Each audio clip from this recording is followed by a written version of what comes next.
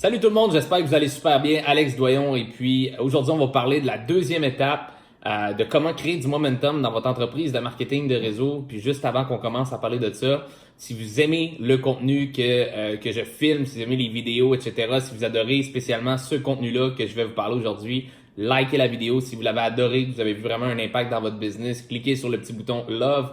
Et puis si vous pouvez partagez la vidéo également pour qu'on puisse aller reach un plus grand nombre de gens dans cette belle industrie-là. Si vous avez des gens dans vos équipes, les identifier en commentaire, ça va pouvoir les aider également à grossir un momentum, grossir leur entreprise de marketing de réseau qui va par la bande vous aider vous-même également. Donc, c'est quoi la deuxième étape? La première étape, on a parlé que le momentum de groupe venait toujours après le momentum personnel. La deuxième étape, c'est de comprendre la loi de l'activité compressée.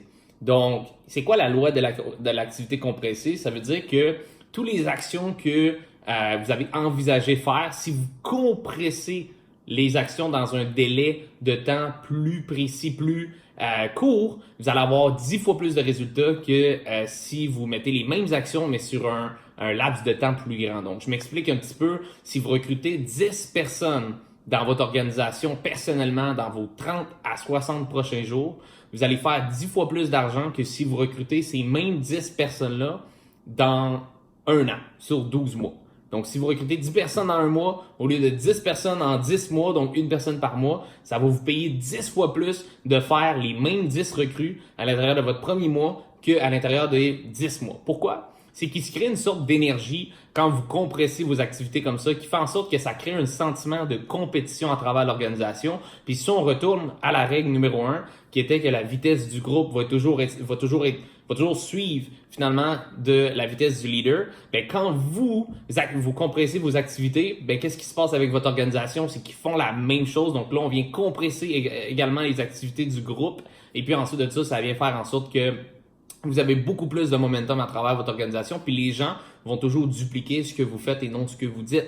Donc, si vous compressez vos activités, vous rentrez un maximum de volume personnellement à l'intérieur de vos 30, 60, 90 prochains jours. Moi, je vous conseille de faire ça en 90-day blitz. Je vous conseille de vraiment vous asseoir, de faire un plan de match, de compresser les objectifs que vous aviez en 12 mois, de les compresser sur 90 jours. Puis vous allez voir, quand vous compressez des objectifs comme ça va faire en sorte que vos actions vont être compressées. Vous allez faire plus d'actions, donc vous allez générer plus de résultats. Puis votre organisation va dupliquer. Et puis là, vous allez créer un momentum de groupe beaucoup plus excitant que ce que vous avez envisagé au départ. Puis la raison pourquoi c'est important, guys, de compresser nos actions puis nos résultats, c'est que lorsqu'on va recruter ces mêmes 10 personnes-là dans notre organisation. Donc, mettons qu'on commence aujourd'hui, notre premier 30 jours, on s'en va recruter 10 personnes. Okay? Donc, je ne veux pas dire que tout le monde ici, recrute 10 personnes. Il y a des gens qui vont recruter 2, 3, 4, 5, mais le plus possible. Okay? Parce que si vous recrutez une personne par mois, vous allez être capable de bâtir la business. Je ne suis pas en train de dire que vous n'allez pas réussir,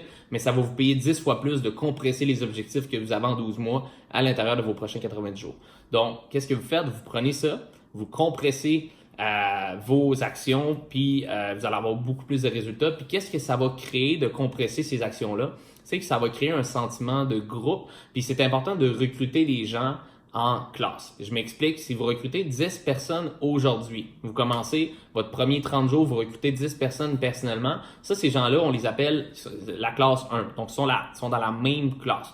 Pourquoi c'est important de recruter les gens en classe? C'est qu'une personne qui a commencé aujourd'hui ne peut pas relate avec quelqu'un qui a commencé il y a 6 ans. Donc, imaginez-vous, vous commencez dans le marketing de réseau aujourd'hui, vous n'avez pas d'expérience, tout ça, vous voyez quelqu'un qui ça fait 6 ans qui est là. Oui, vous êtes inspiré, vous êtes motivé, wow, vous pouvez apprendre de cette personne-là.